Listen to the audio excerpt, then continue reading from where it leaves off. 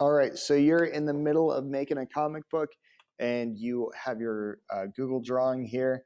You've got a text box, and here it is in Arial, and that's pretty boring. No offense to those fans of Arial font, but that's pretty boring. So you want to use a different font.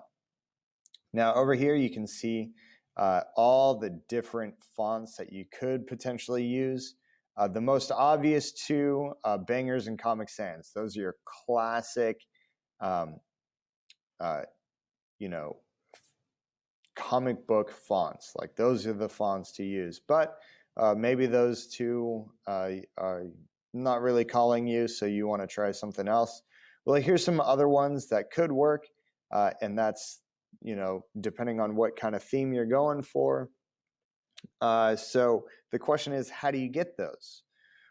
If you go up here, let's go ahead and just get down here. If you go up here, you can see that you've got a whole list of different fonts. But if you scroll through your list, you might not have these same ones like Bad Script or Bangers or Bubblegum Sans.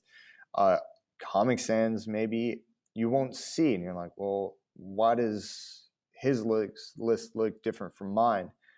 And all you got to do is go right down here. It says more fonts. You'll have a list of all the things that are quote unquote my fonts, even though you probably didn't select those fonts. And maybe there's one on here that you're like, yeah, I don't see myself ever using this. For instance, Allegra.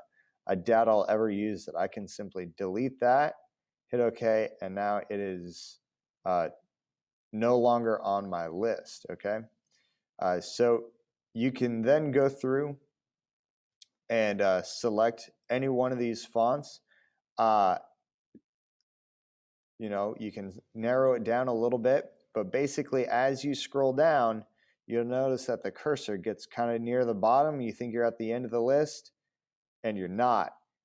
There are hundreds upon hundreds of different fonts to choose from. So I would recommend, if there's one from this list that you like, instead of just trying to scroll through and find it, you go right up here to more fonts, type in the name of it, and let's say that it's this one that you want.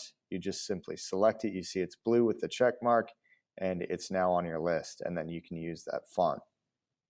This works in Google Docs. It also works in Google Drawings as well. So, and once you select your list, it should be the same across any type of document that you're making. So Google Docs, Google Drawings, and Google Slides should all have the same set of fonts now that you've selected it. Okay, so good luck. Enjoy making your comic book.